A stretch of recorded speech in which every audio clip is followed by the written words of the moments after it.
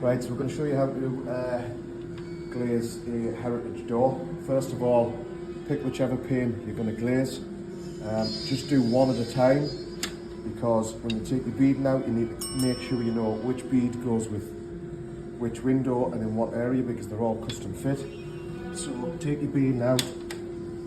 I always lie it down so that I know which piece is which. Just on the floor like that, so you know exactly how to go back. Next thing you want to do is you want to get your E-gasket. That one is your E-gasket, which is different to your wedge. And this E-gasket,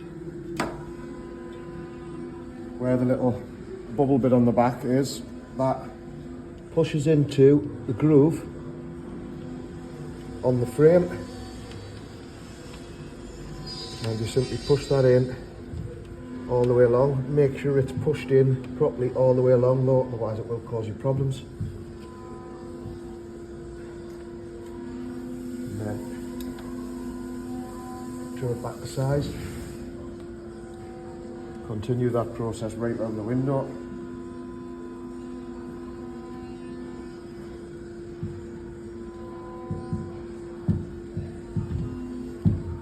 Like I said, making sure that it is pushed in properly all the way around.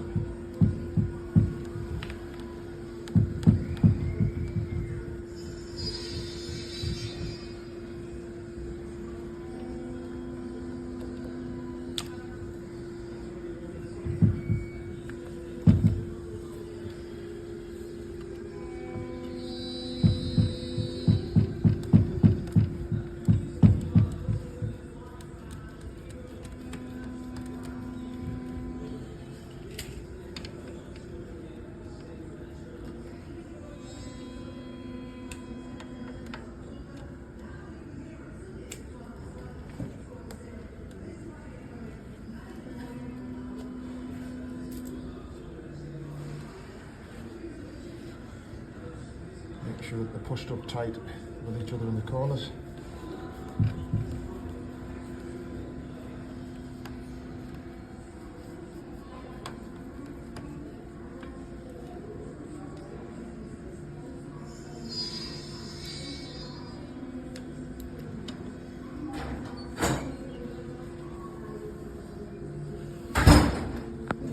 Right, once we've got that done, we need to put the toe and heel in correctly. So I'll get your packers. You need to make sure that you toe and heel it correctly. Now this is the left hand door, which means when you put glass in, the weight of the glass, because it's hanging here, it's going to push down that way. So what you do is you pack here and here, which creates effectively a brace across the glass, which stops it from sagging. So we'll put some packers in the bottom corner.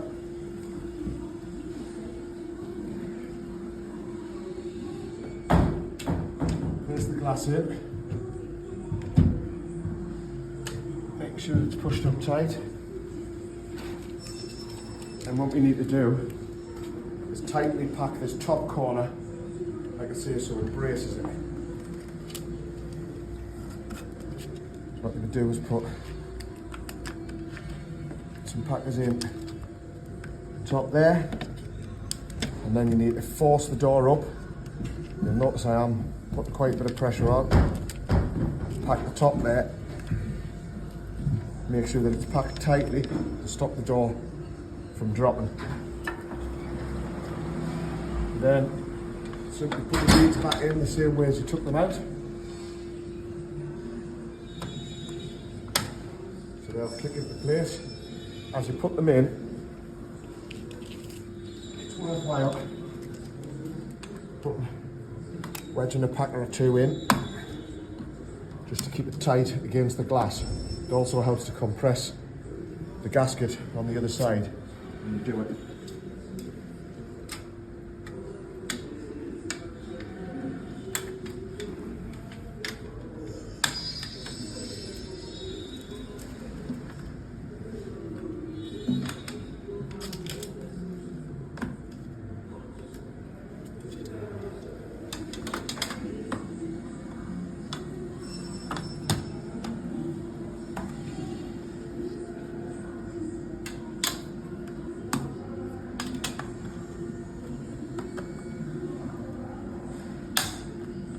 That's all with your beads in. Next step is to put your wedge gasket in. So this is your wedge gasket. You notice it's got this flat bit here. This is what I call a tear off. So to make it easier for you to install it, you can tear this off. Sometimes it needs a little bit of a snip just to get it started. Just snip it there, and then that should tear off. So you can tear that off, and it just makes it easy to get in. So you then get your wedge gasket. It's easier because we've got this wedged in the middle here, so we're creating a bit of a gap, we're compressing behind. You just allow enough at one end to overlap, but start at this point because it's easier with it being compressed back, and just push it in. Yeah, so once you get started, if you just work it along a little bit, it'll then open itself up. Yeah, and that's the point. Once it's pushed into place like that, you'll see that it's just sat nice and flush. That's when you know that it's fitted correctly, and then you will be able to work your way along right across the whole bit of glass.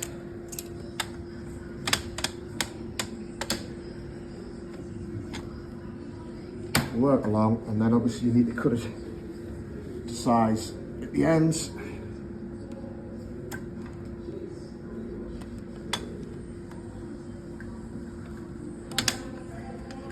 And push it into place.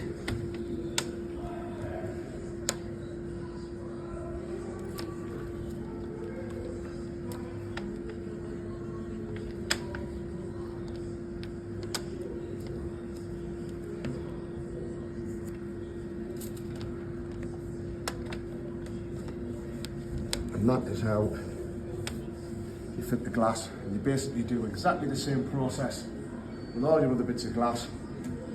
Wedging your packers in to compress it, take your tear off, put your soapy water in a bottle. That's what I just put on there just to make it a little bit easier. Just spray it on, and then it wedges in. So as you saw when we did this one, with it being the left hand door, we packed bottom left and top right to create that brace effect. You'll do exactly the same with each of the windows on that left hand side, packing that way so that you're lifting the centre mullion up to stop the weight of the glass from dropping it. When you come to the right hand side, obviously you do the opposite. You pack the bottom right hand side and the top left to stop it from dropping that way. Should you find once you've glazed the doors that you feel they've dropped and they're catching the bottom, then it means you haven't given enough there, you haven't wedged it up enough, and you haven't packed it enough, so you need to toe and heel it a little bit more to keep that door rigid. Adjusting the hinges is a very last option. You'll be able to tell whether the door's sagging because of the gap along the top here. It needs to be uniform all the way along. If it's greater, greater distance here at this point, then you know the door's sagging, and it's to do with toe and heel, and that's the way you sort out.